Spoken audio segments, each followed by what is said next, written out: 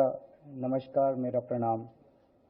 आज लखनऊ में मैं उत्तर प्रदेश के सभी मतदाताओं से इंडिया गठबंधन को भारी भरकम वोट देने के लिए, भारी मात्रा में वोट देने के लिए अपील करने के लिए आया हूं। मैं 4 बातें रखना चाहता हूं।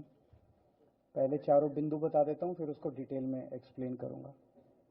पहला ये कि ये चुनाव भारतीय जनता पार्टी मोदी जी अपने लिए वोट नहीं, अमित शाह जी को प्रधानमंत्री बनाने के लिए वोट मांग रहे हैं। दूसरी बात, योगी आदित्यनाथ जी को अगर ये लोग जीत गए तो योगी आदित्यनाथ जी को 2 से 3 महीने के अंदर उत्तर प्रदेश के सीएम पद से हटा दिया जाएगा। नंबर 3, इन लोगों की पूरी तैयारी है, अगर ये लोग जीत गए तो संविधान को बदल के SC ST और OBC का रिजर्वेशन खत्म कर दिया जाएगा। और नंबर 4, जो आंकड़े अब देश भर से आ रहे हैं वो ये दिखा रहे हैं कि 4 जून को इंडिया गठबंधन की सरकार बनने जा रही है और NDA को और BJP को। बड़ी बात यह है कि मोदी जी ने ऐसा नहीं कहा कि मैं 75 साल पे इस्तीफा नहीं दूंगा, मैं रिटायर नहीं होऊंगा। उनका अपना बनाया हुआ रूल है और मुझे पूरी उम्मीद है कि मोदी जी का अपना बनाया हुआ रूल है और मोदी जी अपने रूल को फॉलो करेंगे। नहीं तो लोग कहेंगे कि मोदी जी ने ये रूल आडवाणी जी को हटाने के लिए बनाया था, जब अपनी बारी आई तो नहीं। तो मोदी जी इस रूल का फॉलो करेंगे, ये पूरा यकीन है देश के लोगों को कि उन्होंने खुद रूल बनाया तो खुद फॉलो करेंगे। दूसरी बड़ी बात जो हुई कि जब मैंने कहा कि योगी आदित्यनाथ जी को 2 महीने में हटा दिया जाएगा, इस पे अभी तक भाजपा के किसी नेता की टिप्पणी नहीं आई है।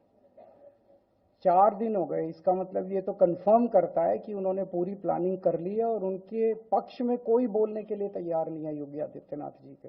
तो उनका हटना अब लगभग तय है कि योगी आदित्यनाथ जी को उत्तर प्रदेश के सीएम।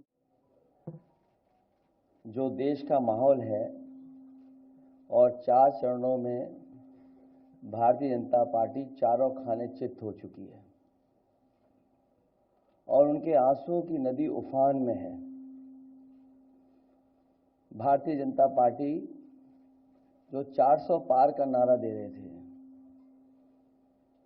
अब समझ में आया है 4 चरणों के बाद। वो बात तो ठीक है कि आरक्षण पे सबसे पहले हमला करेंगे, लेकिन 400 पार नारा इसीलिए दे रहे हैं कि 543 में 400 के बाद वो सीटें देख रहे हैं, तो वो केवल 143 बन रही हैं।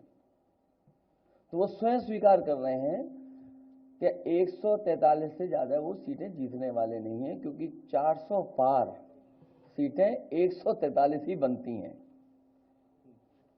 और 140 करोड़ की जनता इस बार इन्हें 140 सीटों के लिए भी तरसा देगी। ये यूपी, दिल्ली और पंजाब ये 99 सीट के खेल में ही उलझ जाएंगे। यहां कुछ इन्हें हासिल होने वाला नहीं है। रोटी कपड़ा और मकान की तो लड़ाई हम लोग लड़ेंगे, लेकिन रोटी कपड़ा और मकान से पहले हमें संविधान बचाना है। संविधान बचेगा तो लोकतंत्र बचेगा और बाबा साहब भीमराव अम्बेडकर जी का दिया हुआ संविधान, ये हमें अधिकार, हमें सब लोग, पूरा देश हतप्रभ है, दुखी है, आज तक पीड़ित है। मणिपुर के अंदर एक कारगिल योद्धा की पत्नी को निवस्त करके घुमाया गया, सैकड़ों महिलाओं के साथ दरिंदगी हुई, भारत के प्रधानमंत्री खामोश रहते हैं।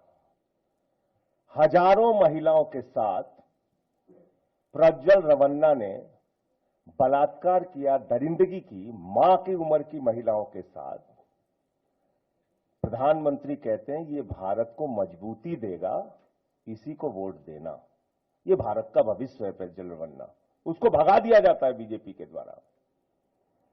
पहलवान बेटियां जब जंतर मंतर पे लड़ रही थीं न्याय मांगने के लिए, तो यही स्वाति मालीवाल जो महिला आयोग की अध्यक्ष थीं, रात में उनके समर्थन में गई थी, पुलिस के लोगों ने घसीट के मारा था। हमने देखा यहीं उत्तर प्रदेश के अंदर कुलदीप सेंगर के मामले में, हाथरस के मामले में देश के प्रधानमंत्री खामोश रहते हैं, एक शब्द नहीं बोलते।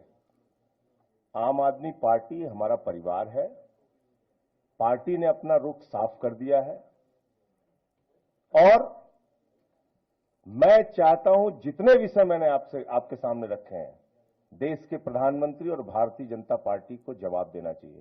स्वाति मालीवाल के मामले में जवाब देना, जब वो पहलवान बेटियों के लिए जंतर मंतर पे न्याय मांगने गई थी स्वाति मालीवाल जी, उस समय घसीट के मरवाया पुलिस वालों से। तो इसलिए इस पे राजनीतिक खेल ना खेलें, मैं सिर्फ इतना कहना चाहता हूं। धन्यवाद।